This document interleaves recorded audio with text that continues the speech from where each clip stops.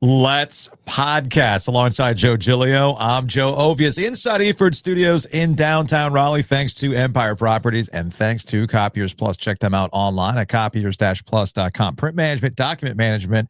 Don't be frightened by those print costs, those hidden print costs. They're hiding. Spooky. They get you at the end. No, save your money.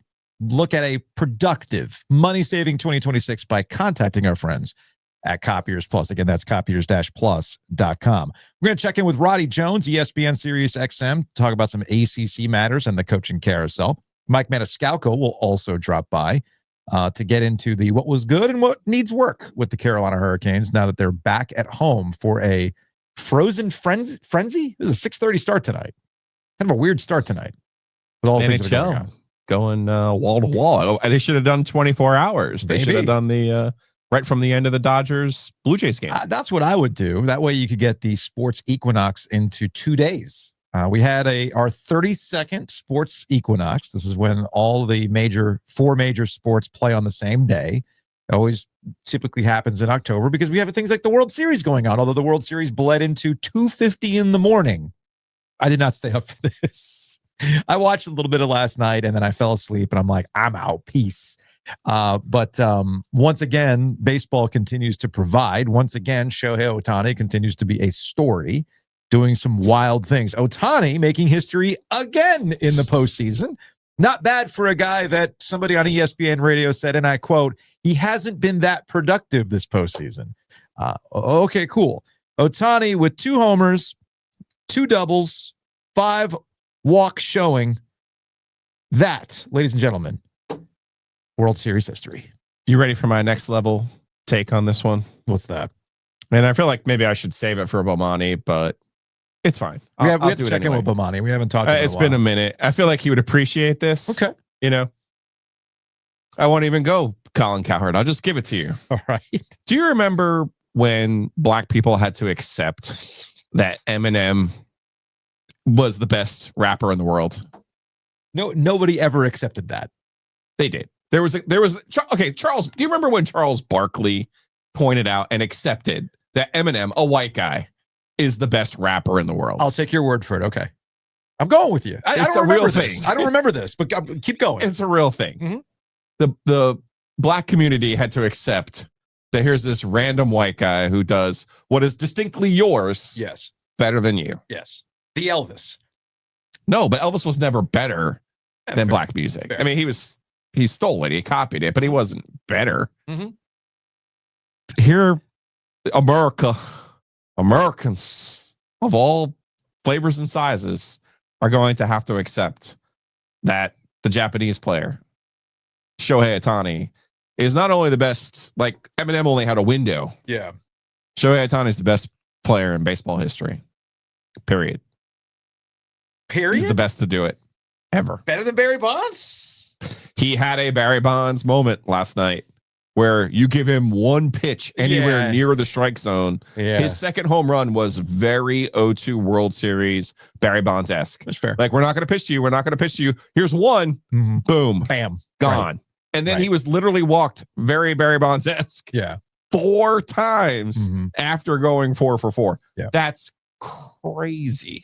And I think it's going to hurt some people's existential brains that Shohei Ohtani not only he's the best player in baseball now, he's the best to ever play the game. And we should probably appreciate what we're watching, even if like Bonds, they don't win the series.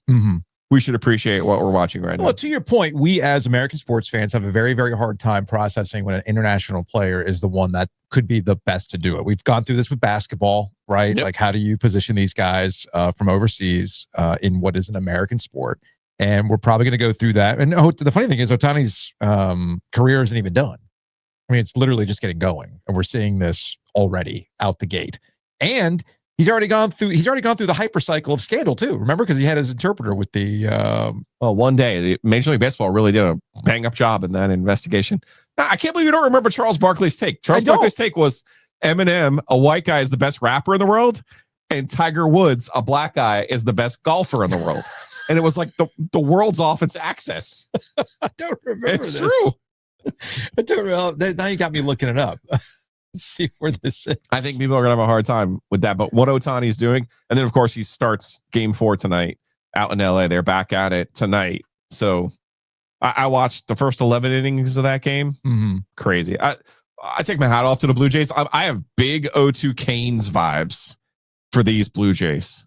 If you don't remember, the Carolina Hurricanes made the Stanley Cup final in 0-2, kind of an upstart team, untraditional market.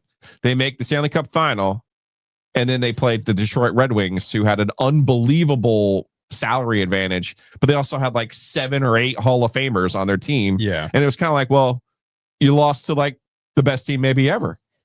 So now here we are with the Blue Jays. Well, maybe you might lose to the best team ever. I found the quote. The exact quote is, and I don't remember this one. Okay. You know it's going to hell when the best rapper out there is white and the best golfer is black.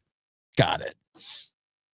I mean, there were whole ass comedy bits about Tiger Woods being the best golfer on the planet.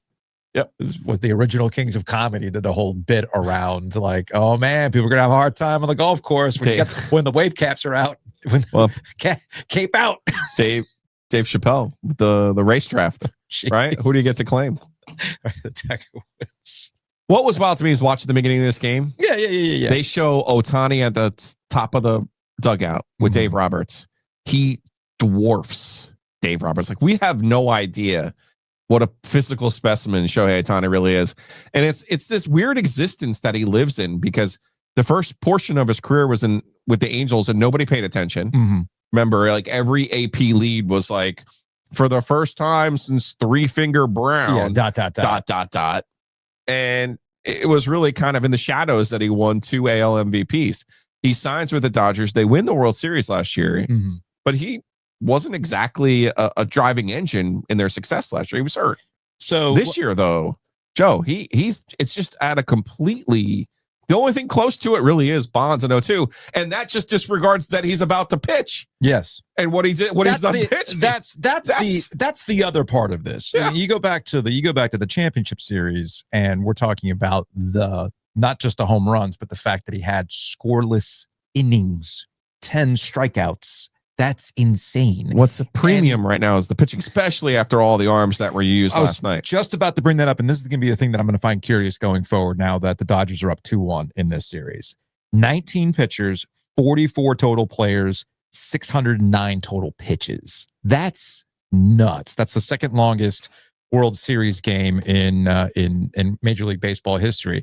And the thing about Ohtani, too, that I also find interesting, and this gets back into the international player conundrum that we have as American sports fans, there's also the stranglehold that football has on us. Dimitri and I talked about this on OG Business, in that I'm talking about that historic game with the multiple homers and the multiple innings pitched scoreless happens on a Friday night.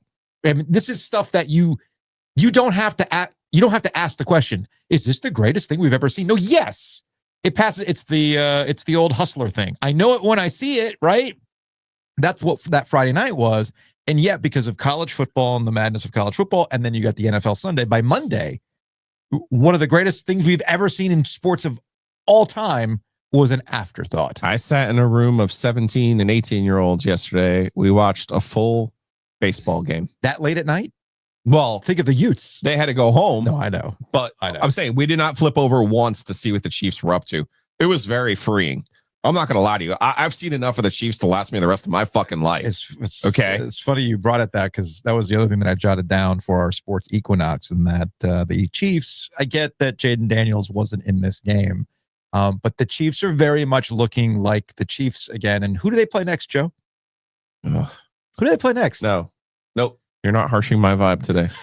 I do want to know what Travis Kelce's production is ever since Taylor Swift wrote about his junk. He's not had a. No, he went off last night. Did he go off last night? Yeah. I mean, but that album came out a couple weeks ago. I'm saying he was still fighting with Andy Reid a couple of weeks ago. Most famous person in the world wrote about your. You know how your package, and now all of a sudden you're on fire. You know how I feel about that. It's definitely some overcompensation. Speaking of the NFL, Dave Canales did it again, Joe. Dave Canales has a nasty habit as the Carolina Panthers head coach of bungling his messaging. And this goes back to the work rate between Rico Dowdle, who's been the hot hand, and Chuba Hubbard, who he has a relationship with and they gave a contract to. and him getting back into the lineup. Joe Person at yesterday's press availability, which is always the press availability that you should pay more attention to with Dave Canales, because again, he has a nasty habit of saying something on Sunday and changing his tune or adding a little bit more context on a Monday. And here's the exchange between Person from The Athletic and Dave Canales as it relates to Rico Dowdle and Chuba Hubbard. You mentioned that this is kind of a delicate situation given Chuba's standing in the locker room and your respect for him. Is there kind of a scenario? Is there a way where you can keep everyone happy and satisfied and still maybe give Rico the lion's share? Yeah, I mean, that's not the goal, right, Joe? The goal is to make sure that we put the right guys out there. That's my job. And so I really do have to look at that and evaluate it and make the best decision for the Panthers collectively. And, you know, it's for me, I have to make sure that I keep it about the football. At the same time, you know, I've had a good amount of experience with Chuba, and I've seen Chuba at his best. And now we've seen Rico at his best. And so, you know, I have to make sure we have the right conversations all together and move forward. How will your experience with Bryce and Andy, with doing, you know, that decision you made last year with Bryce, how will that help inform you with this situation? You talking specifically about the quarterback situation or with Chuba and Rico? Yeah, I mean, you did not go into the quarterback benching lightly, and you were, Gotcha. I think, very, you know, sensitive to Andy and the whole dynamic. I just wondered if that will benefit you in your handling of this.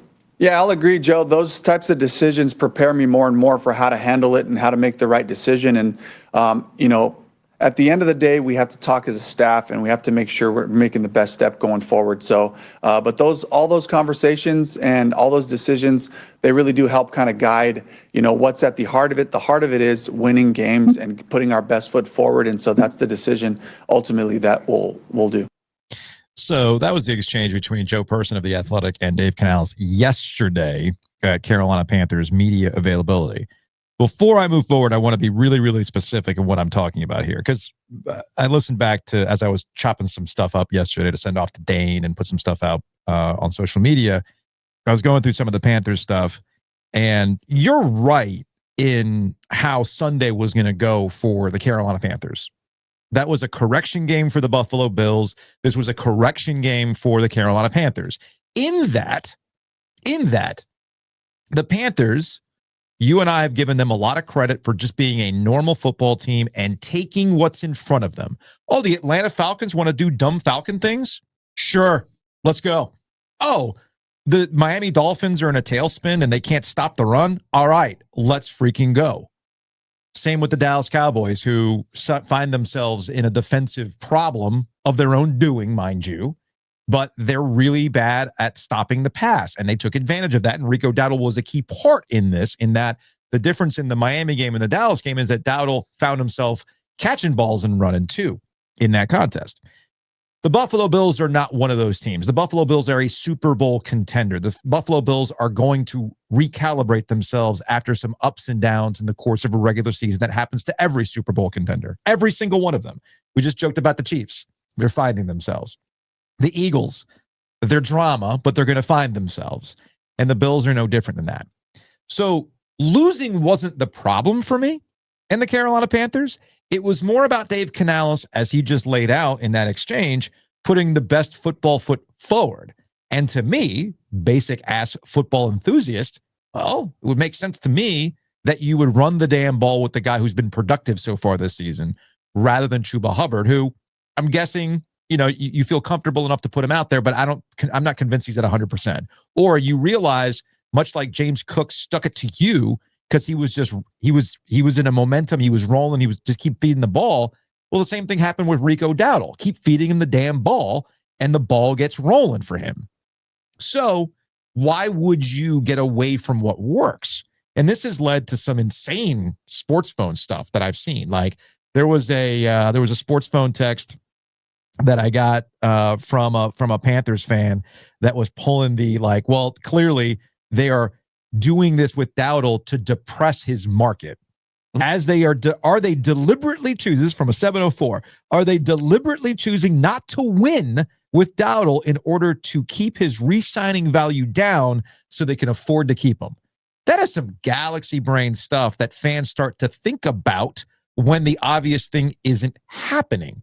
And I would say this about Dave Canales, because he's got a nasty habit of this, and I wish somebody would get to him and coach him up on this. He needs a little bit more finesse in messaging. As Person pointed out, we saw that last year with Bryce Young and Andy Dalton. Remember, it was, hey, man, things ain't looking good for Bryce Young. Are you thinking about benching him? And he adamantly said no on a Sunday. And then all of a sudden on a Monday, we found out that Andy Dalton's the guy. This season alone, he's done it. Remember, the preseason was supposed to go a certain way. He pivoted real quick because he didn't like what he saw in Houston. Okay, why the change? All right. And his answers were kind of eh. And the same thing's happening now with Rico Dowdle and Chuba Hubbard. Explain yourself a little bit better than the kind of like weird, well, not weird. It's just Dave Canales. I never get the sense that he's being honest, because everything has to be from a sunshiny disposition. You see what I'm getting at? We like to call him sunny day. Well, in Dave Canales' world, it's always a sunny day, even though it's literally raining outside. Sometimes you just got to say, hey, man, it's raining. And he just refuses to do it. I don't understand it. And I hope that somebody like gets to him, or he learns in this role as a head coach that you can't always be like this. And you just have to be honest that Rico Dowdle's the better running back right now, and that there could be a future with Chuba Hubbard. But right now, if I'm trying to win football games, he's got to be the guy. I don't think I'm asking too much here. Nope. Okay. And if they give Rico Dowdle the ball a whole bunch, then I think most Panthers fans will be back to looking like this guy. Do you see this clip? A lot of you sent me this clip. They're down 19-3 at this point. But sometimes there's certain music that comes on. It doesn't matter if you're down 19-3 or 100-3.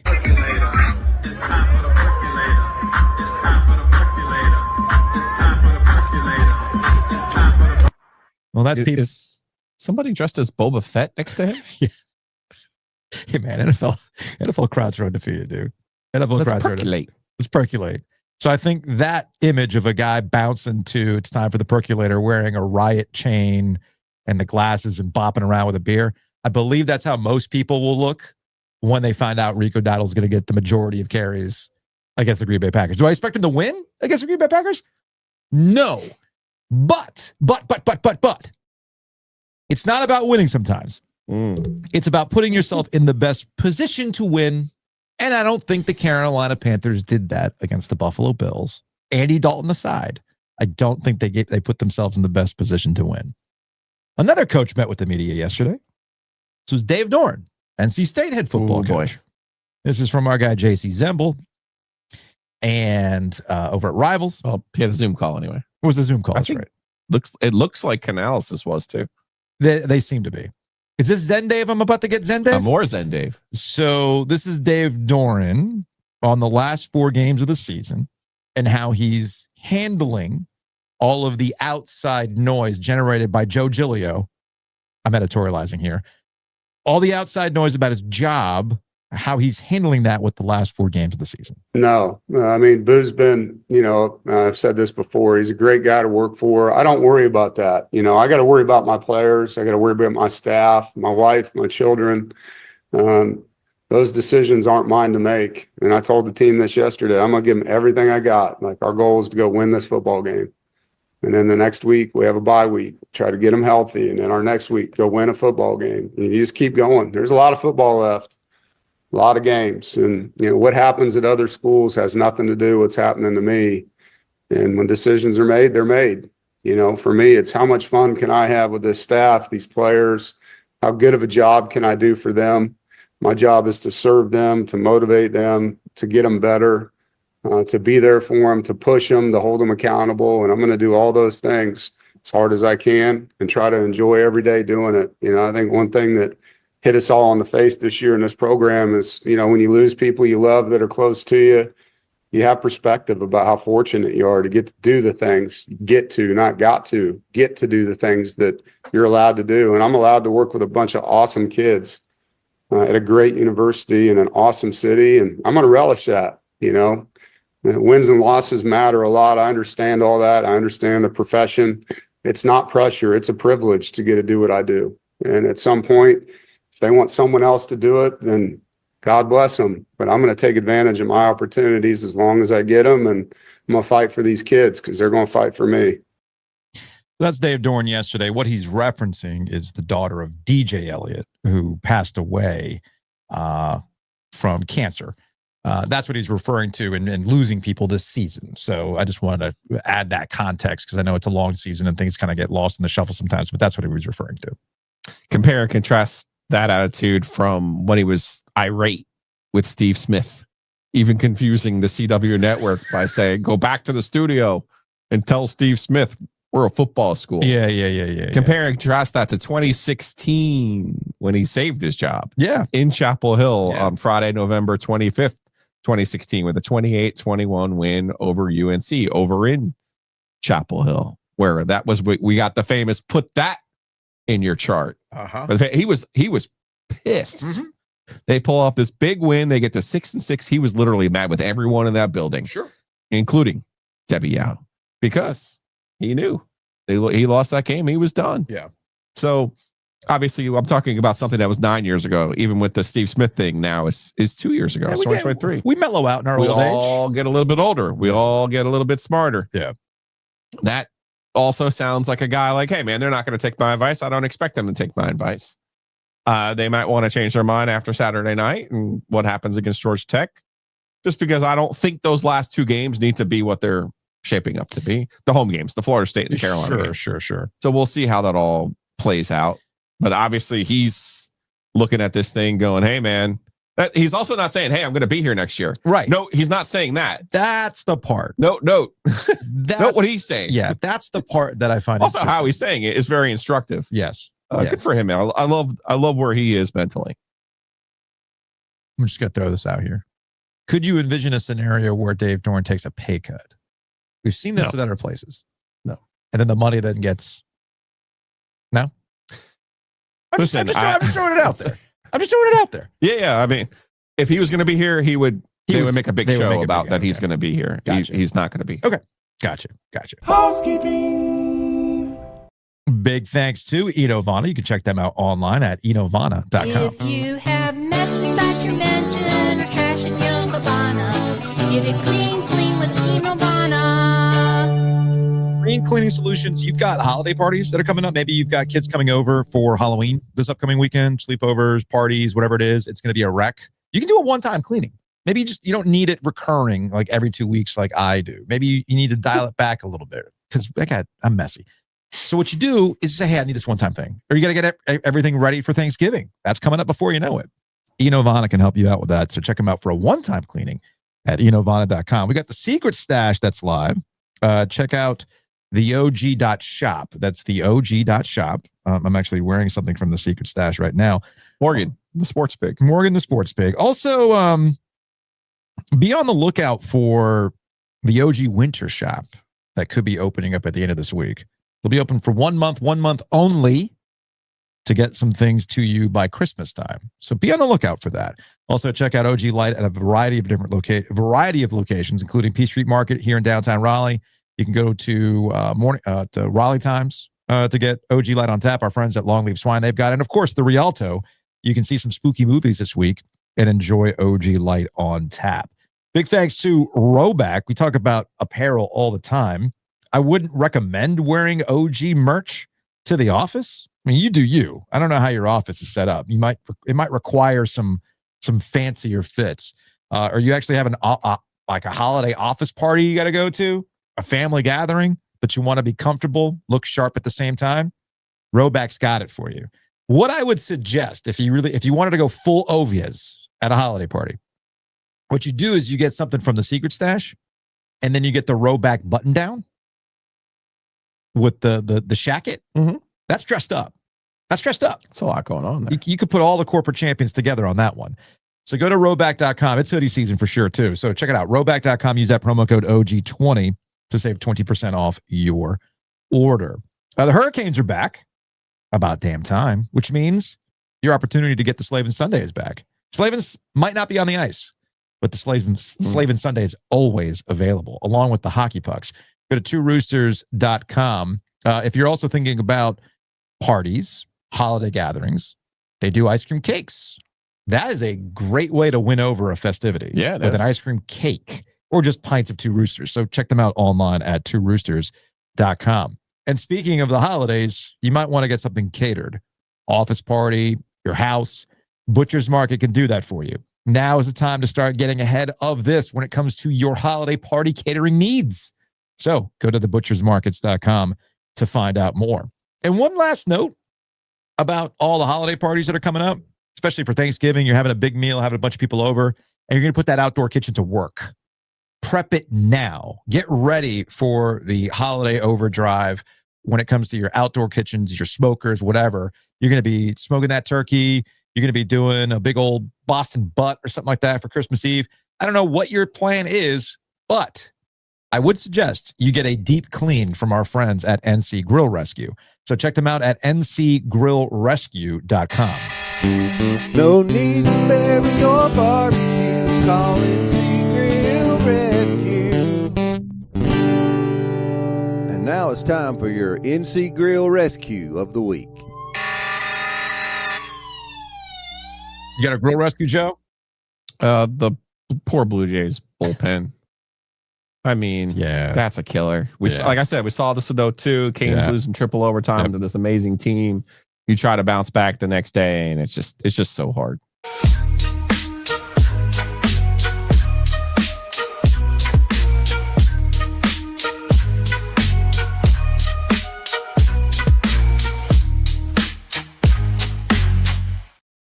Joining us on the Heister Automotive Group hotline, Roddy Jones, ESPN, Sirius XM Radio as well. Roddy, what's going on, man? I am great, boys. It's always good to be with you. How are you guys?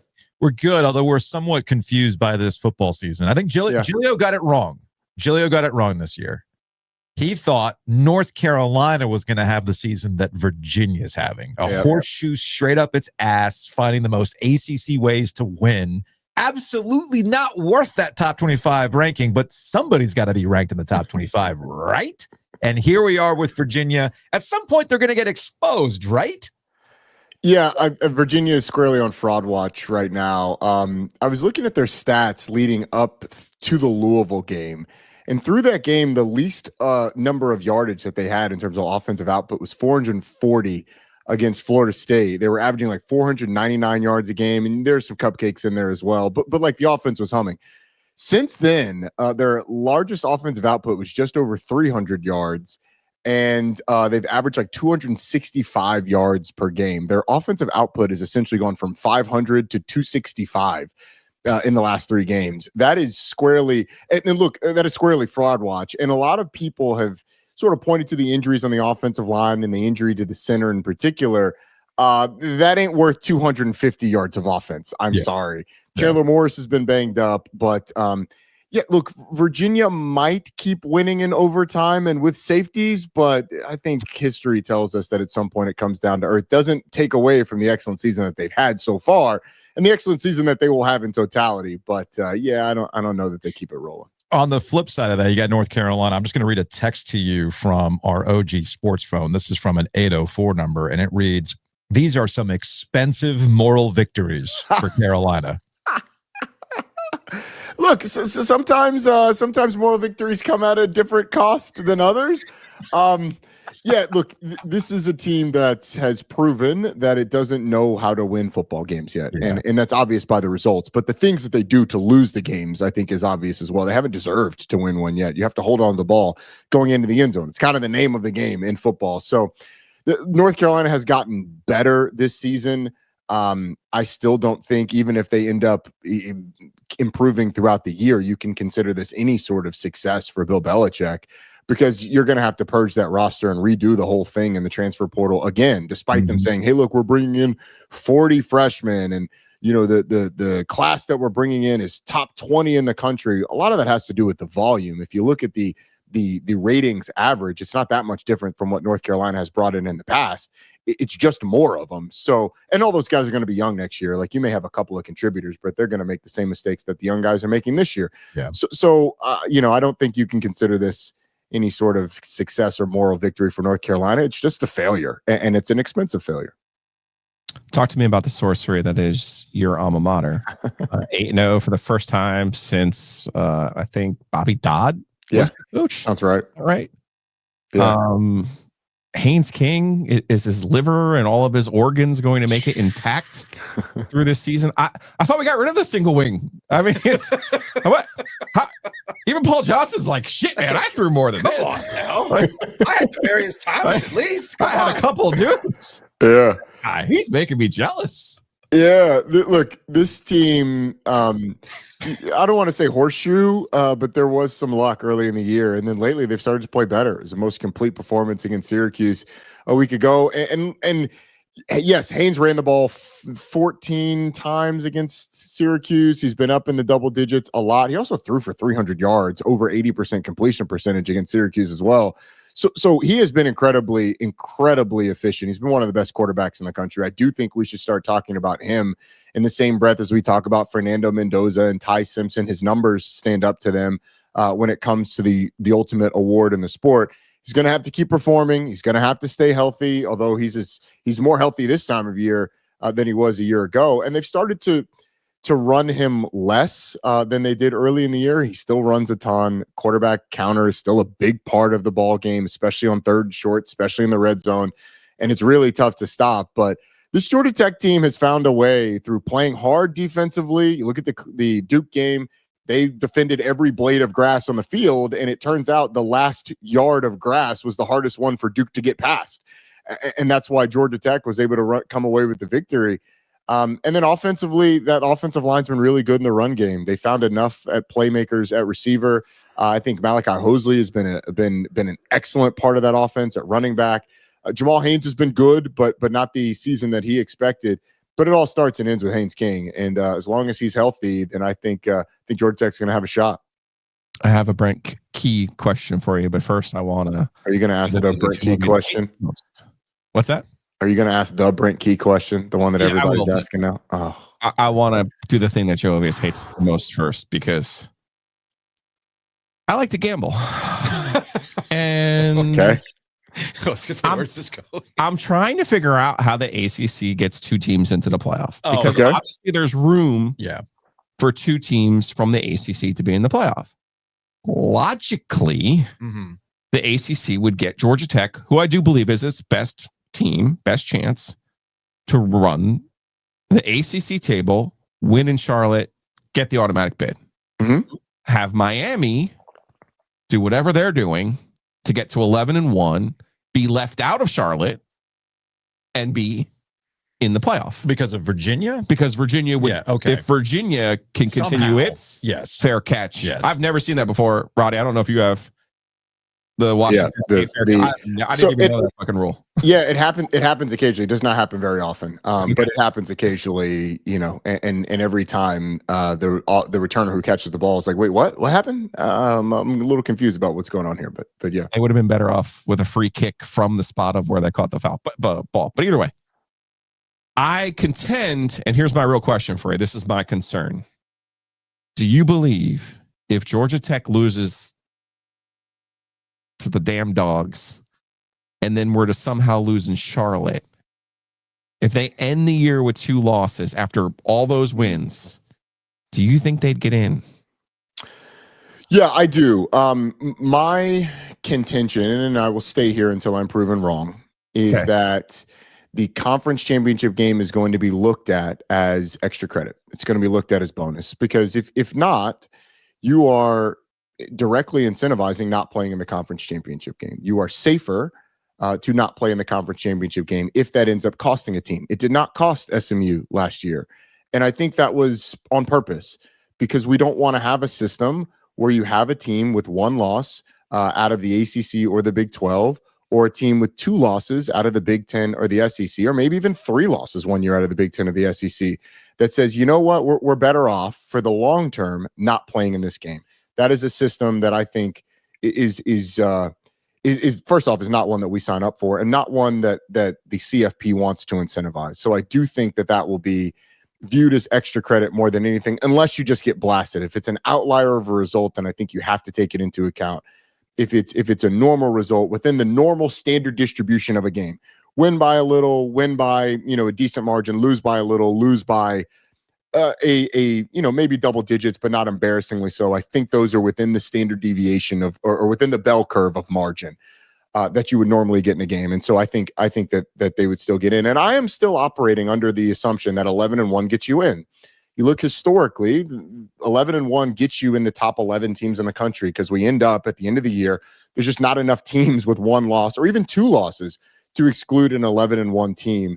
And so I think when you look at it like that, I think Georgia Tech in that scenario would get in. The one that makes it really easy, though, resume would be better than Georgia Tech's. I worry about Virginia. If you're Georgia Tech and you lose to Virginia, I worry about that. I get what you were saying, but I think the one thing that the three of us aren't really taking into account is history of college football and what we think is going to happen actually happening. This is why I get so dismissive of the first college football playoff rankings, because we act as though it's going to stay this way going forward. The reason why I bring this up, though, is that based on what we've seen so far this season and all the firings that we've seen, and I think we're going to get more firings, or at least announcements that, hey, this person's not coming back, that a Georgia Tech Miami situation, we're looking at it solely from an ACC bubble. I think there's just going to be way too much chaos on the outside of the ACC, Roddy, that this actually might benefit the ACC in the long run, because I just don't see how the rest of college football is going to stay static given the way things have gone this year, or teams that we thought were going to be really good struggling to put other teams away. Like, I'm supposed to believe Alabama, when they see an unranked team, isn't going to get got again. You see what I'm getting at? Yeah. So there's that kind of stuff that's playing out that I think actually benefits the ACC in the long run if the teams that matter, Georgia Tech and Miami in this case, handle their own business. I think that's a great point, and I do agree that it all depends. Like all the college football playoff stuff depends on what happens elsewhere. Yes. And to think that we are done with upsets is silly. Where they will come, I think it's hard to predict. I do feel like we are getting some clarity, especially in the Big 12. Like, the Big 12's got 2 undefeated teams, 2 one-loss teams. It feels like they are inching towards clarity, especially when BYU plays 2 of the undefeated, plays the other undefeated team in Cincinnati, and then plays Texas Tech later in the year as well. So there's gonna be clarity there. We're gonna figure it out. Now, it could end up in carnage and get back to absolute chaos, but right now it seems like it's sort of sorting itself out. The Big Ten is sorted out. The ACC, I think when you look at it, I do share your sort of sense that to expect it to stay like it is a little foolish. I, however, feel like the most likely scenario of all of this, if the ACC has 2 or 3 teams in position, is Georgia Tech, Louisville, and Miami being the 3 teams. Louisville having beaten Miami, keeping Miami out of the ACC championship game. Yeah. And then going from there. Like, that, I think, is the scenario that is most likely of Miami getting left out. I think it's going to fall apart for Virginia, and when it does, I think they'll plummet. And then the resume, like, I don't know how the CFP is going to look at them, but all in all, we're not done. We're not done in college athletic. I mean, we haven't even really discussed this upcoming Saturday between NC State and Georgia Tech. Yeah. Giglio likes to break out his 2002 Chuck Amato revenge game. The reckoning for the W. Right. It's right. It's, back in 2002, Chuck Amato was running hot, and it was this big primetime game, and Georgia Tech wrecked it, literally and figuratively. And now NC State has an opportunity to do the same thing to Key and Georgia Tech, and their start with a coaching staff, and specifically Dave Doeren, that most people are looking at the end and how is it going to end. And I still think that in the course of 13 seasons, Dave Doeren still has some surprises up his sleeve. Like, like the classic, you wrote the book on me, the finish is here, but I will surprise you in some form or fashion to get to 6-6 and still make a bowl when everybody's expecting the schedule to play out difficultly for them. So everybody's down on the Wolfpack. I don't think it would surprise anybody if this ends up being a hell of a lot more competitive game, just because of the way things have a funny way of working themselves out, Joe. I know on paper, Georgia Tech should run over NC State. Rushing defense numbers suggest this should not be a football game. On paper, they should run them over, but we know better than that. Yeah. The only I think sensical way to say that it's going to be a game is that like there's still the hope that crazy things can happen. Other than that, the NC State just doesn't match up well against Georgia Tech. So you would expect Georgia Tech to win the game. Carter Finley at night is a great environment. I just don't like, this is the second best offense that NC State's faced this year. The other one being Notre Dame. And you could argue Pitt's offense is better than Georgia Tech's. I think there's a discussion there.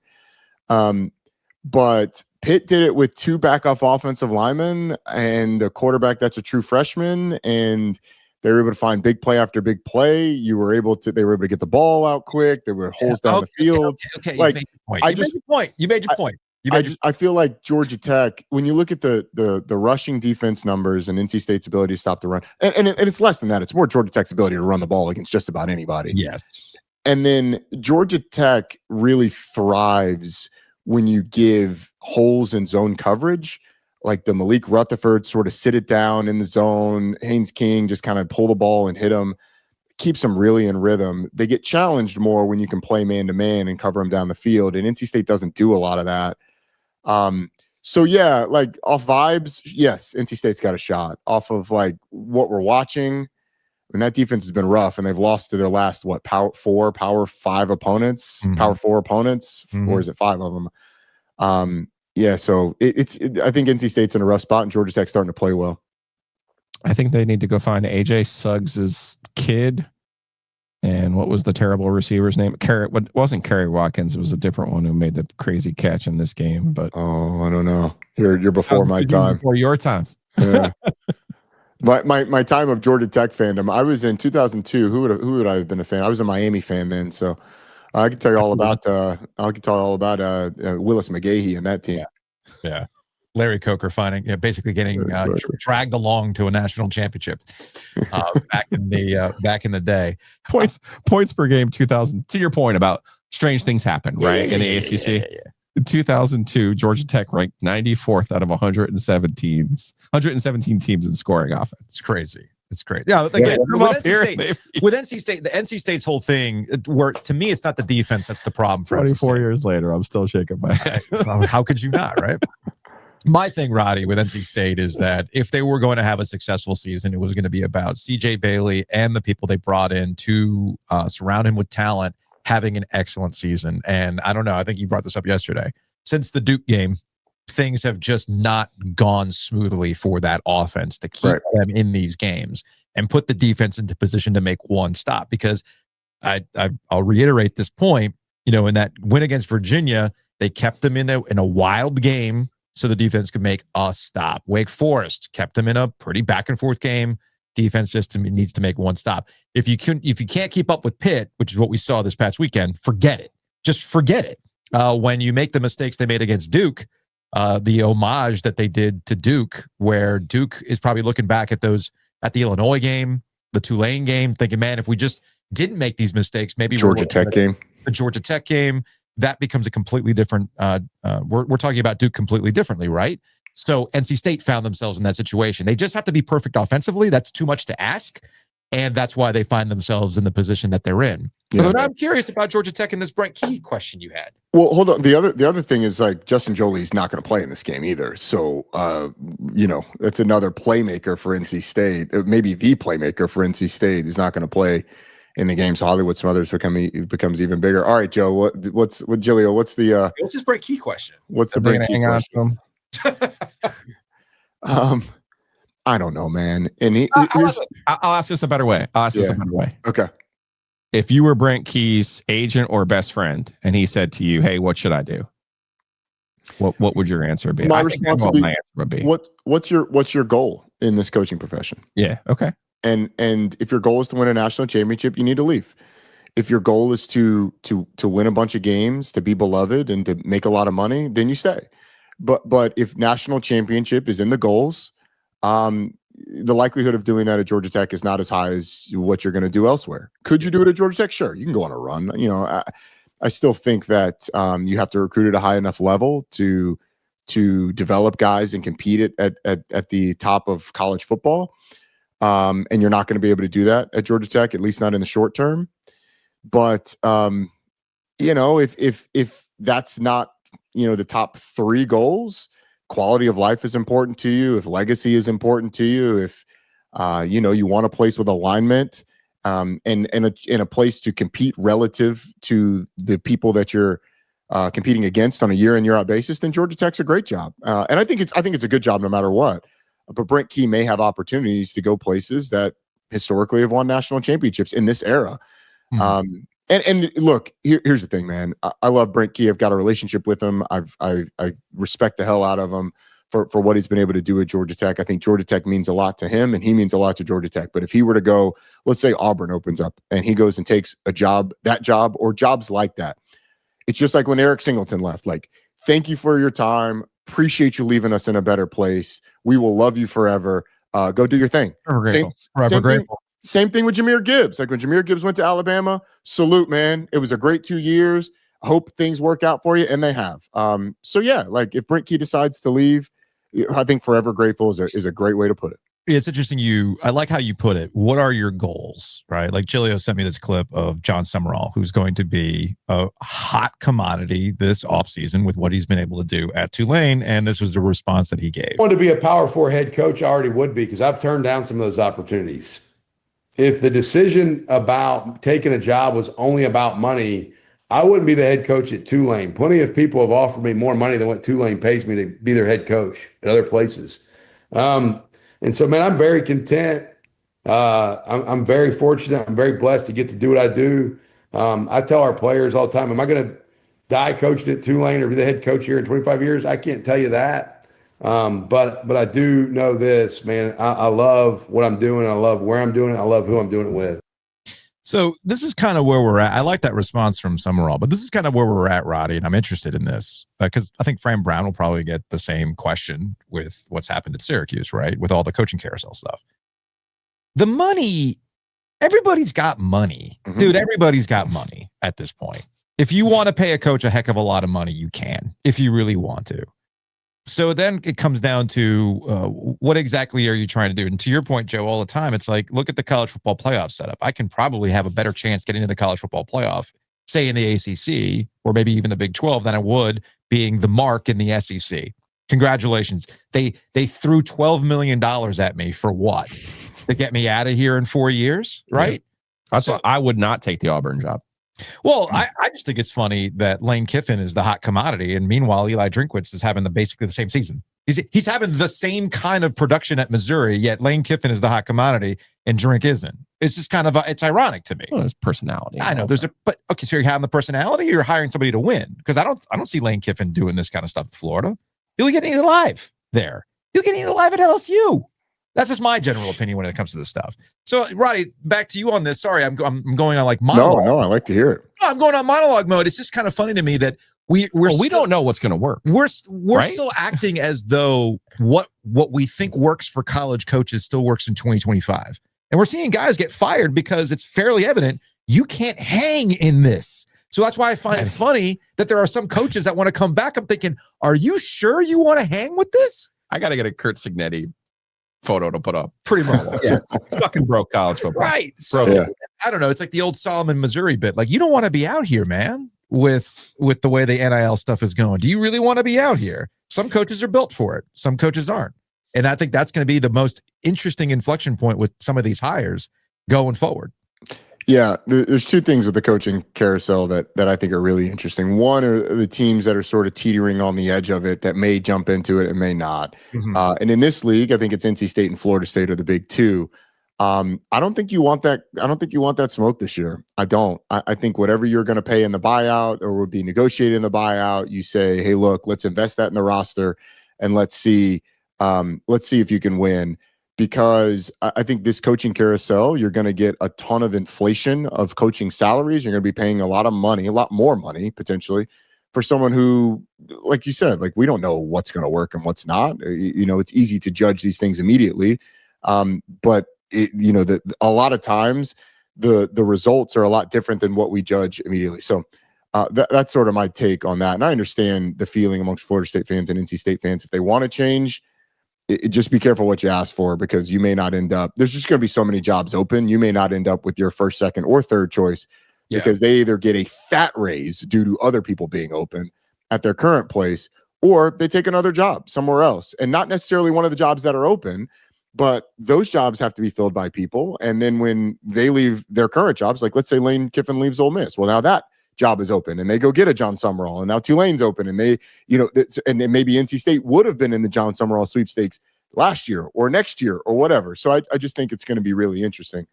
The second part of it is, I think that in terms of expectations, because you have more people that you're leaning on to donate more, you have more voices. And while the most important thing is how much you invest in the roster and how that's invested in the roster, I feel like coaches are not given the opportunity to sort of learn that. This is sort of the first generation of coaches that have gone through this for years. And they haven't had a chance to learn necessarily, or maybe they haven't learned quickly enough. So the stakes are potentially higher. You get more all-in years that are going to result in firings. And that's kind of the world that we're living in now. Roddy Jones, ESPN, Sirius XM Radio. Occasionally we appear on that show, which is always fun. Yeah, we love having you guys on. Love it. We appreciate that stuff. It's always open. All right, man. Is it baseball season already? No, it's not. This was just the this is the one. I was gonna say it's I know NC State and Carolina just played an exhibition game recently, that's cool. That's cool. But I was like, wait a minute, is it baseball season already? The one ESPN quarter zip that I have, well, the ACC network one that I have is dirty because I wear that working out. Sure. But this is the one ESPN quarter zip that I have that has sleeves, obviously, if it's a quarter zip. So I just put it on because it's a little chilly. Let me ask him one more question before he leaves. Yeah. I love philosophical questions. Yeah. You played at Georgia Tech. You have an ACC championship ring. You care about Georgia Tech. I gave you one choice. You can either beat Georgia or you can win the ACC championship this year. Which one are you taking? I think you did both in 09, but I'm giving you one. We did not do both in 09. Okay. We lost to 5-6 Georgia at home when Washaun Ely and Caleb King ran for about 350 yards, and we dropped a pass on fourth down that would have extended the game. That's not something that I think. You remember any of it. Not something that I think about often, but I think championships are the most important thing in our sport. I would take the championship because it means a college football playoff berth. I don't think that's guaranteed based on what happens elsewhere in the Georgia game. And this has been debated amongst me and my former teammates. They're like, we would take the Georgia win. You get a chance to beat Georgia every year. You don't get a chance to win an ACC championship every year just based on how things shake out. So I'd take the championship. Yeah. Otherwise you're sounding like Michigan fans. Well, but I think this year specifically, if they get there at 11-0, I do think if they beat Georgia, they're in. They're 12-0. They're in. Without a doubt. Yeah. Just like SMU was unbeaten in the ACC playoffs. I think you're in. Yeah. So if they're 12-0, then maybe I'll change my answer. My head, I just can't shake. Yeah, if they're 12-0, maybe I'd change my answer. But I still feel like you take the championship. You would. Although it does feel a little empty having speaking from experience, losing to the Dwags and then although you might get a chance at them again. Like if you lose to Georgia, win the SEC championship, you may get in a college football playoff game against them. And what kind of spectacle would that be? That'd be awesome. Roddy, we appreciate the time as always, man. We'll talk. We're gonna have to dig into your Lane Kiffin hate at some point, Ovies. My Lane Kiffin is a construct of media people like him because he is content. Yeah, I do think he would succeed at Ole Miss, and I mean, I do think he would succeed at Florida and LSU, and I do think those seasons are and the success is a little different than what Missouri has had, just based on the schedule. But okay, I mean, it's similar. Like it's very similar. It is just amusing to me that Lane has a stranglehold on what college football tastemakers like. I understand that. It's fair. But we also have seen Lane when he's got the brightest spotlight on him. How's it worked out? It's fair. So he's learned. He's gotten older. I get that. But there's just as many other coaches. And also there's in the back of my mind, scarring of doing this for 25 years in college football where, this guy's a perfect fit. You hire him, it's going to be a success. Nobody's a perfect fit. I hear you. Nobody's ever a perfect Billy fit. Napier. I mean, heck, Sarkisian was supposed. Oh my goodness, that offensive mind with Arch. Oh my goodness, preseason #1. And now don't get me started. Now we got rumors that he's going to be the Titans head coach, and somebody wanted that out there for a reason. Yeah, so stupid. Somewhere Dan Mullen's going salute on that one. We had to handle that one, Steve. So you see what I'm getting at? It's like every time people say, "Oh, this is obvious. So how could you not?" Sometimes it's also institutional issues with schools like Florida. It's kind of like what you're seeing at Florida State, right? No doubt. No doubt. I'm just saying. If I'm laying, I go to LSU. Yeah. The hard stop. You go to LSU. Yeah. And then they'll fire your ass in 4 years. Fair. You may have a national championship, but they're going to fire your ass in 4 years. Get fired. All right, man. We'll talk to you later. All right. See you.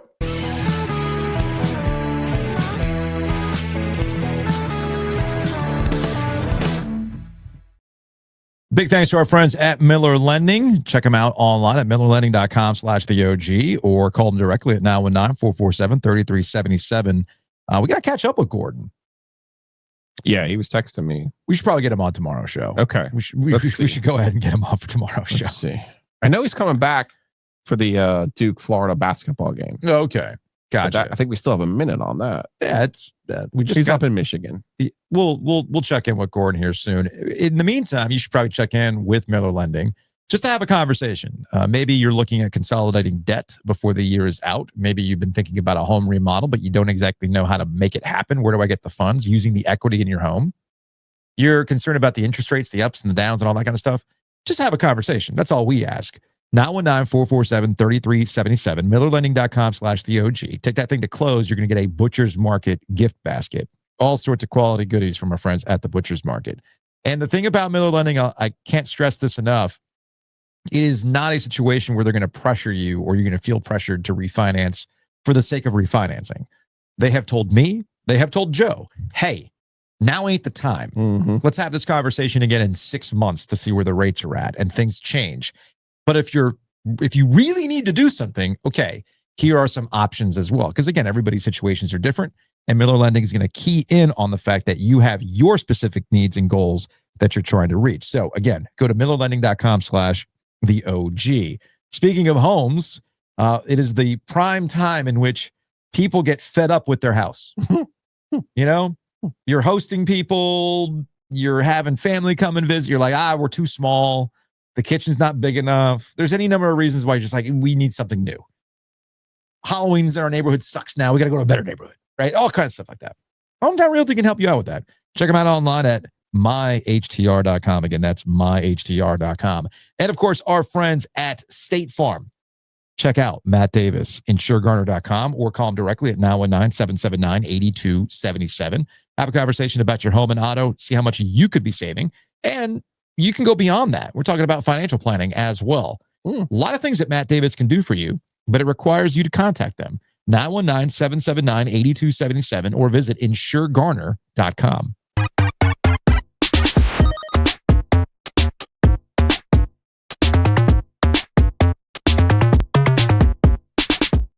Joining us on the Heister Automotive Group hotline, voice of the Carolina Hurricanes, he is Mike Maniscalco. Mike!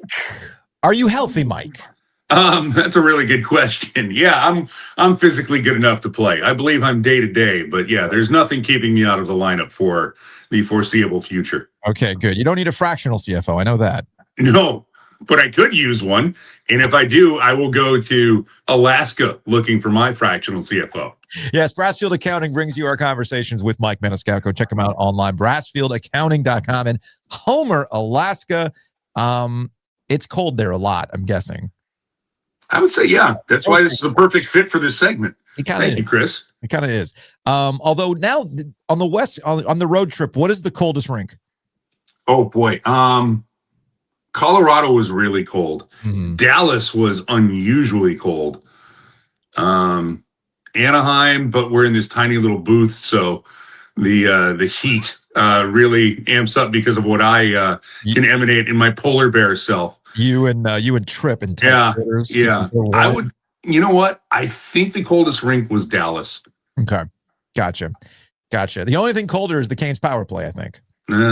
It's not hot, that's for sure. Right. That was set up on a tee. So go to brassfieldaccounting.com. They bring you the Maniscalco segments throughout the season. We appreciate him in Homer, Alaska. All right. there's like, how do you want to see this glass half full, glass half empty kind of way when it comes to the Carolina Hurricanes? They've got their State Fair road trip. They go 6-2 on this road trip. I think that's pretty damn good. That's 4-2. I'm sorry, 4-2. Why did I say 4-2 on this road trip? That's pretty damn good, all things considered, especially when you throw into the fact that I feel like I'm getting an email every day from the Canes about somebody getting called up and somebody getting set down and some juggling in the lineup because of injuries. So how would you kind of put a wrap on these 6 games that we saw? Well, hang on. Let me tilt this back to Giglio. What should I not be feeling good about, Joe, before I get into what I actually have liked about this? Well, hey, we talked before the Colorado Nordiques. Yep. Yeah. Hey, if they lose, should we be panicking? Oh boy. They took care of it. Hey, they won. They won the first 20 minutes of that game. So I was like, all right, cool. Whatever happens. Yeah. You have to look at this as glass half full because of that road trip. If they would have come out of that road trip 100% healthy and 4-2-0 against those 6 teams, you take it, you run to the bank, and you're happy with it. So yeah, this is glass half full. Now, am I concerned that you don't have Will Carrier, you don't have Eric Robinson for the foreseeable future? Yeah, although as Rod Brindamore put it, week to week, that's a long time for him. That's a foreseeable future. That's 4 games. So there's nothing season ending for these players that we have heard yet. Shane Gostisbehere practiced yesterday with the group back on the first power play unit. And Joe, to your point, I think that does make a difference to have a quarterback who can move the puck and know when to get it to the front of the net. Hopefully that will pay dividends as soon as tonight against Vegas. But I just take the fact that this team got 8 points on that road trip. You want to bank as many points as possible in October so you don't have to play, it's a must win tonight here in March. So you take a look at the standings, where they're at. By the way, the meat grinder that is now the Metro Division, because it is just a solid division top to bottom. Still early, but there's been no free lunch really in the Metro this year. So you got to get the points where you can. Now you get to come home. That road trip is over with. Thank goodness. Felt like you were on the road for 2 months, not 2 weeks. So you come back, you're going to play a really good Vegas team. Vegas is really, really good. Of all the teams that I saw on the road, they probably were the best. And they were down a couple of key players. No Mark Stone, no Noah Hannafin. But I look at this road trip overall. You get 2 wins out of Brandon Bussey, who nobody really knew what his name was or what he was about before you go out west. And I think that's a little A column and B column for me, which is you now have another goalie in your system who you feel that you can really trust.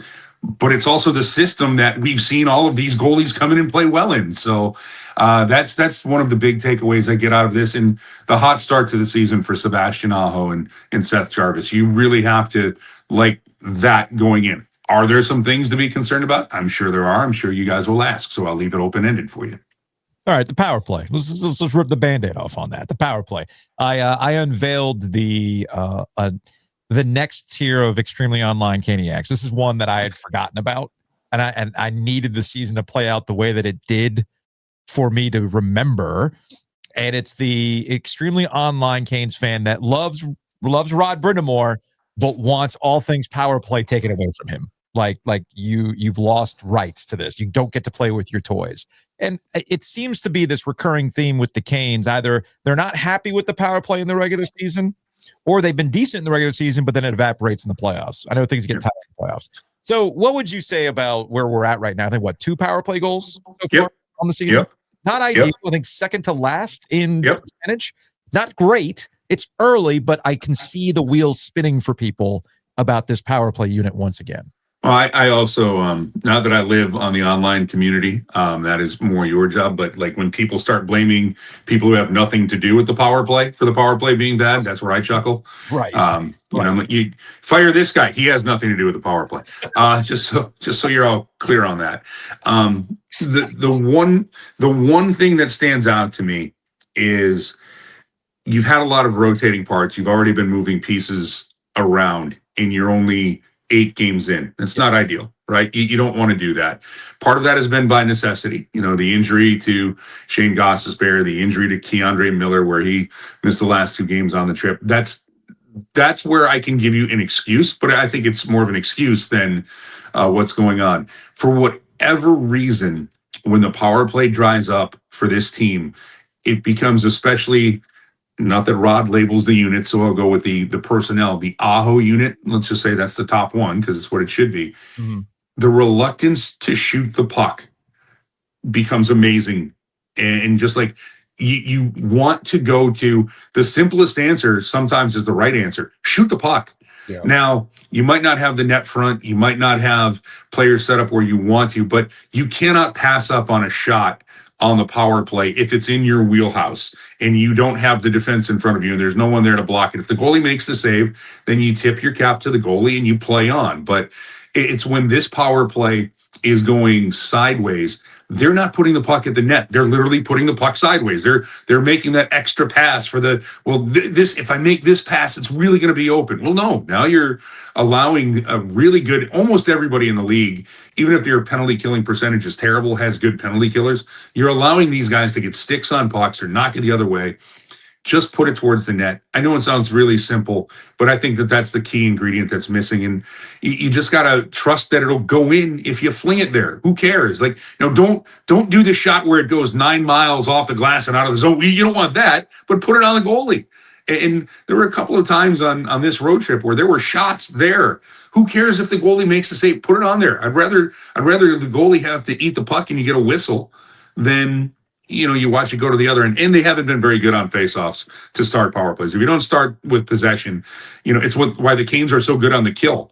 Jordan Stahl wins about 90% of every draw he takes defensively on a penalty kill.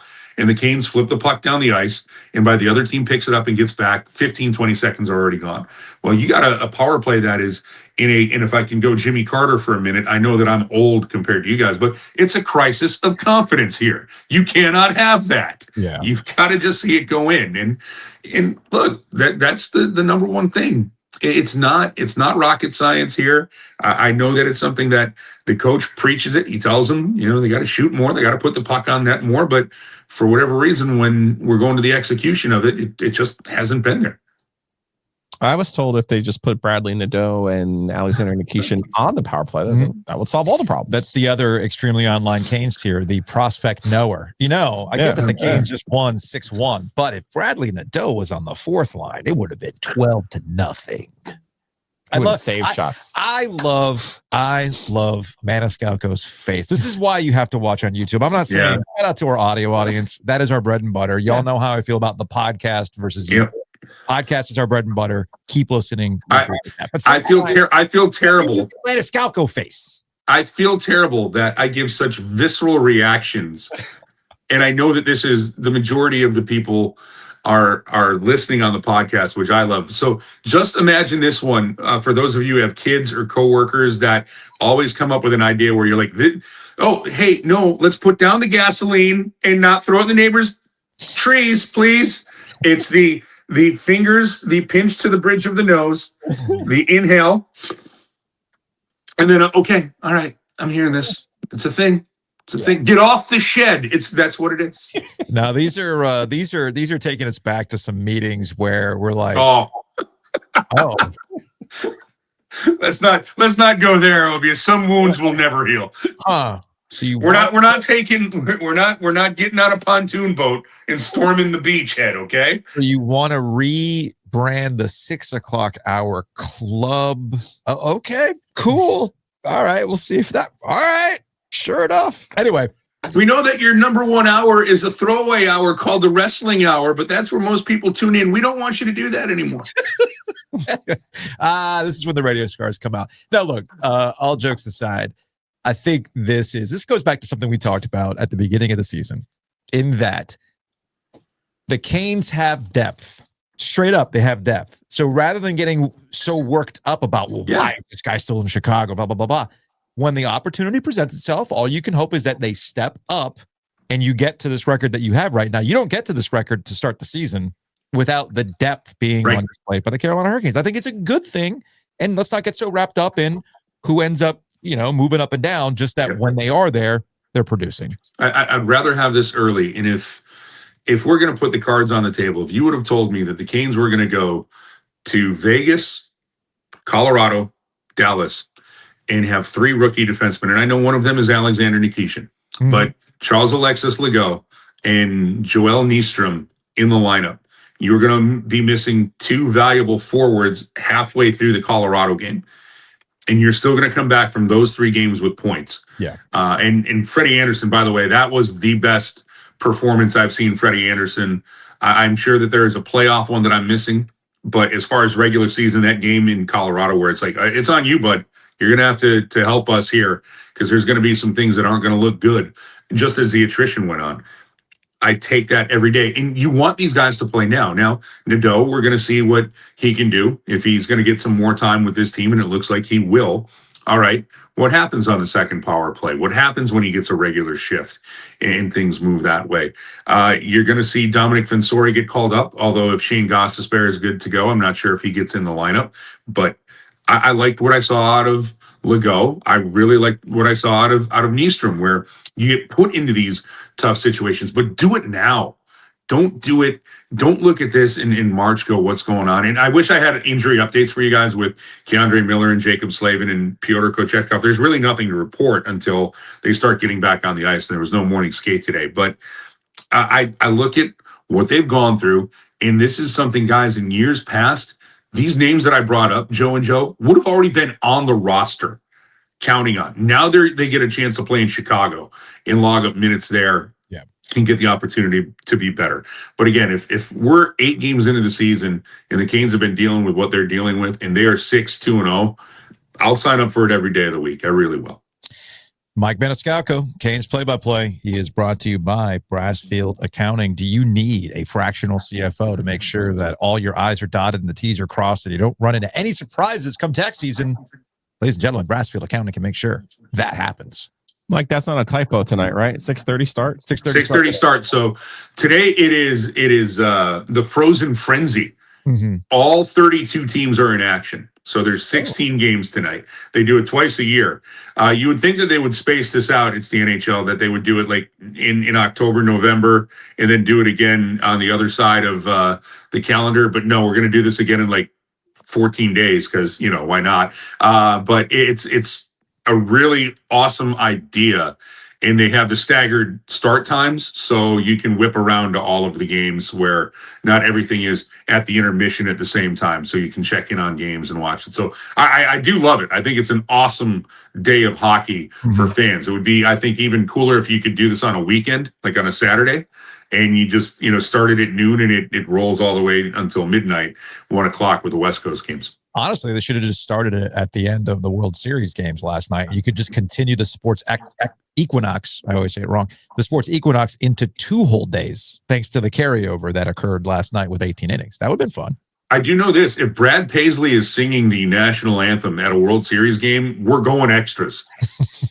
A friend of mine sent me this stat. Like the last 4 games that Paisley has sung the national anthem have gone to extra innings. So, okay, that's good. By the way, I made it to the 15th inning, and I'm like, I just got to tap out. So, yeah, this extra innings also coincided with the 10-year anniversary of the infamous tweet, Joe Buck, welcome to the top of the 47th. Sunrise, sun keeps getting bigger. Buck, yes. World engulfed by flames. Buck, oh God, yes. 10 years to the day that tweet dropped.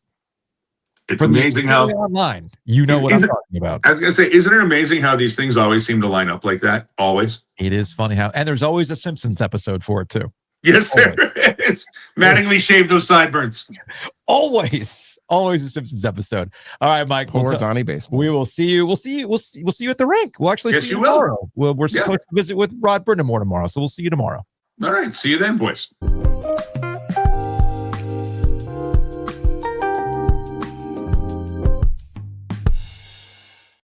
Big thanks to our friends at Happy and Hale. We just took a hockey break with our friend Mike Maniscalco. Let's take a break. Let's take a hockey break. Brought to you by Happy and Hale. May I suggest you also take a break from being online as a Canes fan? Just take a break. This is my challenge to you. Do we have any more black cards available? Are we out of those? No, we have 2 more. Okay. I almost want to give out a Happy and Hale black card, which gives you 20% off for life. Can you go a week without going on Canes Twitter? Can you accept that challenge? Can you go a week without it? I don't know how we could prove it. I was going to say, how would one police this, Joe? I don't know. I don't know how we would be able to do it. Like, you'd have to like give me what your username is, and then I would have to like set alerts. And you can't set up a burner either. Like, I would probably ask people, like, do you have a burner? I don't know. I feel like there's a way to do this. Regardless, you might need a break from being extremely online as a Canes fan. It's a long season, folks. A very, very long season. In the meantime, if you're having a long day, you don't know when you're going to be able to get some lunch or something like that, or pick up something quick for dinner, download the app, Happy and Hail. Use that promo code OG25. You'll get one-time 25% off your order. Big thanks to our friends at Mosquito Authority and Pest Authority. Man, the weather is terrible right now. But what you might be finding out is you might have some moisture issues because of all the rain that we've got. Well, they do things like vapor barriers, moisture barriers in your crawl space. Hit them up, bugsbite.com, Mosquito Authority, and Pest Authority. Big thanks to our friends at Whitaker and Hamer. Check them out online at wh.lawyer. Again, that's wh.lawyer. The folks at Whitaker and Hamer can help you out with something as simple as taking refinance to close. You could do traffic violations like Joe Giglio from time to time, although you've been good. You haven't had any. Knock on wood. Knock on wood. Or maybe you're just trying to break your grant of rights. Hey, they can help you with these things. So check them out online at wh.lawyer. Speaking of breaking things, occasionally you might break a blind. It happens. You got pets. You know, the dog gets a little too excited because there's another dog outside, right? Mess with the blinds. Upstairs in particular. Gosh. Hey. Bloom & Blinds can fix it. So check them out, bloomandblinds.com, or call Chris and the fam directly at 919-980-9815. You do 10 or more window treatments, you're going to get 10% off. But again, they can help you out with things like blinds repair. They bring you the After Darks. After Darks will be coming in hot and heavy here before you know it. Hey, man, we got some games coming up. We got that Carolina Wake game. We got I almost feel like we got to run a Carolina games to close out the season. Yeah, Wake, Duke, State. Yeah. I will also say we are in emergency After Dark protocols Saturday night. It's fine. I'll bring the computer. If they win in the reckoning, I feel like this is an opportunity for you to fire up the laptop and be like, woke up this morning. So we could be in After Dark emergency protocols tonight. We shall see. Myself. I didn't even realize the Carolina game was on Friday again. Like, how did they get kind of screwed with that schedule this year? Because they thought the Belichick stuff was going to work out. That's why they're not getting. I didn't realize they too. They are getting rewarded. Oh, got to remember they're getting rewarded, Joe. Sure, because people are set to consume college football on Friday nights. Yes. 919-980-9815. Check out Bloom & Blinds.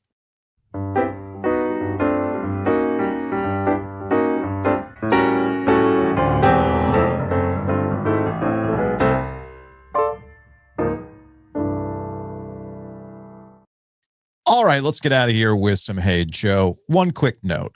Yesterday, we discussed the University of Delaware Stadium urinal wall.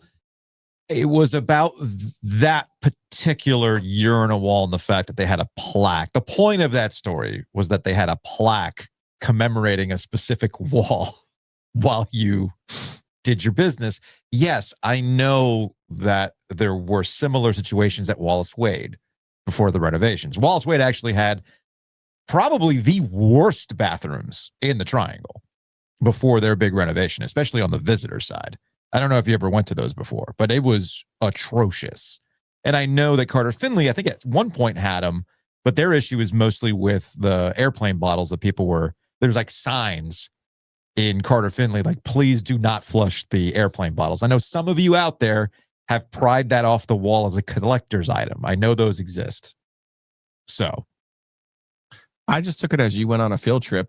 You were impressed by something. Yeah. And it's our podcast. So if you want to talk about it, we're going to fucking talk about it. It just suddenly turned into, yeah, but what about these? I'm like, I get that. I understand those types of things. I also have a lot of questions about that. So you don't collect cards. No, I don't. A big thing in the card collecting industry is you get a piece of the jersey or a piece of the bat or a piece of the helmet. Yeah. You put it in the card and it gets signed. Who was inspired enough to take a piece of a literal urinal latrine and thought, like, how much did they power wash just that little strip to get it up on the wall like that? Dude, I don't know. But then again, I told you, I saw the picture and said, I can smell this picture. This is not a scratch and sniff program, but I could literally smell what was happening there. My dad has a grate from the Orange Bowl bathroom. Okay. Yes. So everybody has their thing, Joe. I keep telling you that. You do. Shout out to the folks who have been sending us the merch while on location. This is from a 919. We had a Canes fan make the trip to Dallas. They had texted me, I wish I would have borrowed your Mikko Rantanen jersey while I was there. It's still there somewhere. It's in the pile of things. It's fine. I'll be breaking that out on January 6th. They brought their dead conference hat to the Dallas Stars Hurricanes game, so we appreciate that. We also had this. Somebody had grabbed a Positive Vibes only koozie. No OG Light available at Keenan, but basically the text read, triangle good crowd here for the Virginia-North Carolina game. Again, I'm putting more of that on Virginia than Carolina. I'm with you on that. Yeah. I'm with you on that. I understand where you're coming from on that. And received another text to the OG Sports phone saying, so when are you going to Charlotte? Netflix's popular series, The Hunting Wives, currently filming in Charlotte area, seeking background extras of all ages, types, and ethnicities. Interested applicants can email The Hunting Wives 2 extras at gmail.com. Are we sure that's a real email or not some scam casting couch situation? I would put them all if I had. So should I forward that to Steve Forbes, Wake Forest basketball coach, see if he wants to be an extra with me on this show? Have you watched it yet? I've only seen the social media clips. Yes. Yeah. Well, I've not watched the show. Just something to consider. Just something to consider in the future. All right, let's go through some social media things that people have been sending us. We appreciate these things. Our Instagram DMs do fill up from time to time with things that you guys thought were amusing. T is definitely the number one user of that. The one that it's not just T, a lot of people have been sending us this one. We got the Utes making fun of NC State and North Carolina. This is one's called NC State students. Let's see what this one says. Did you get rejected from UNC? No. Oh, so you got rejected from Duke. Why is everything brick here? Oh, well, that's all we have. Go Wolfpack. Go Wolfpack. Go Wolfpack. We may get overlooked academically, but we do have the best mascot in the state. It's pretty sick. What are you studying here, man? Oh, well, I'm a engineering major. No. Agriculture major? No. Design major. No. Then why are you even here? 9 p.m. on a random Friday.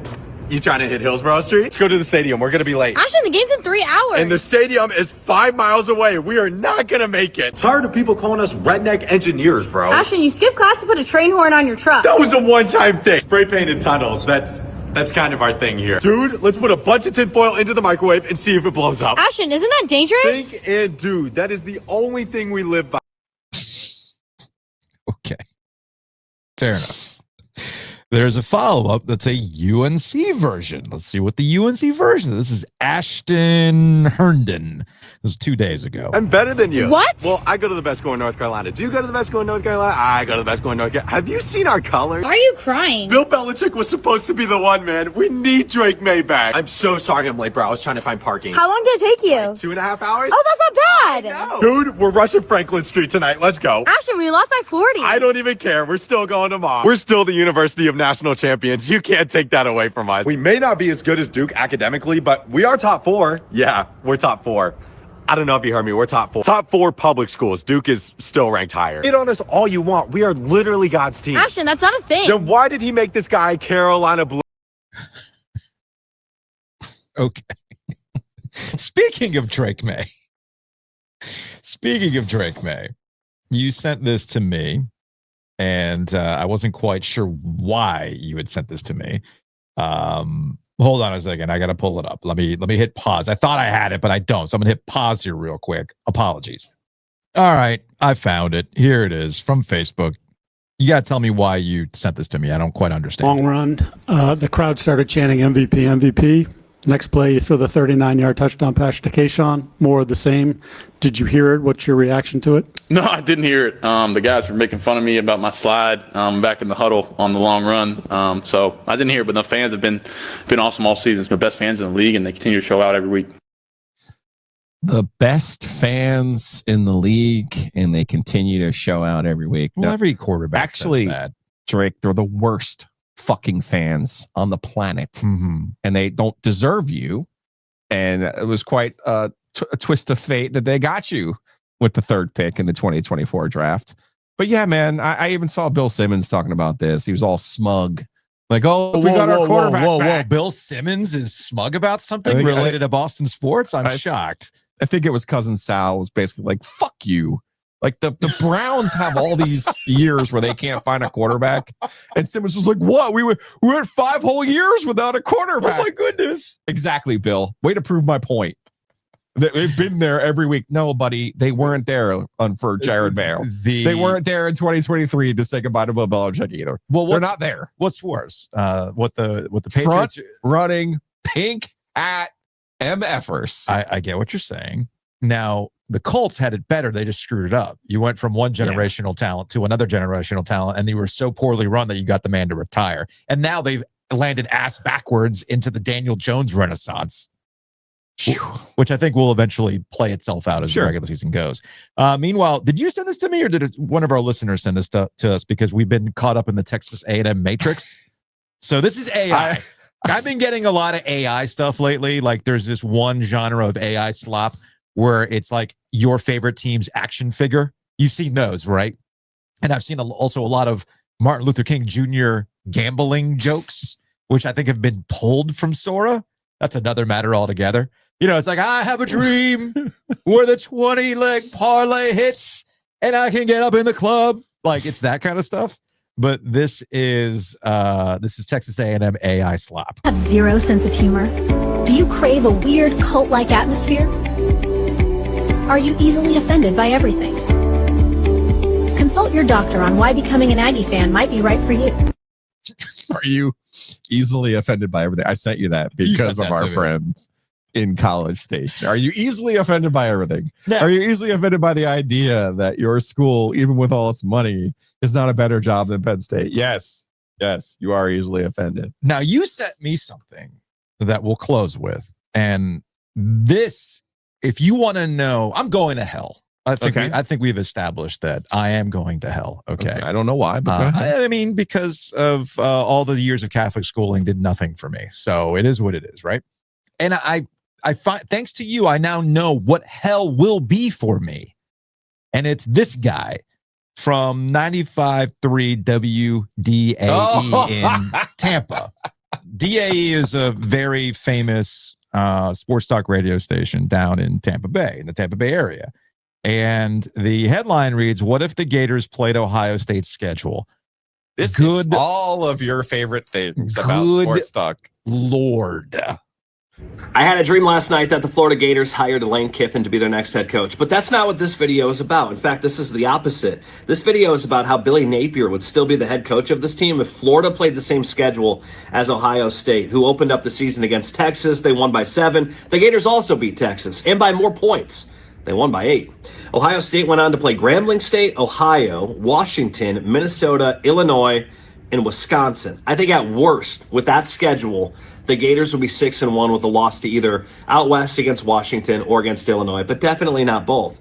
And then here's how Ohio State ends the season. Penn State, I think Florida would beat them.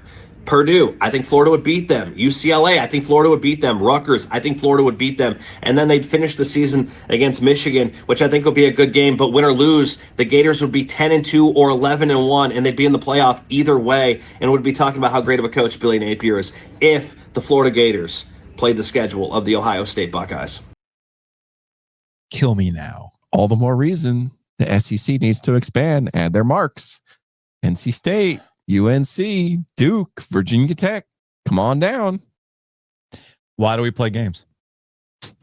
What's the point? I mean, because some jabroni in Tampa. Because some jabroni in Tampa says, I know they'd be 10-2 with this schedule. Oh, well, fuck it. But you know what? Cancel the season. Fuck it.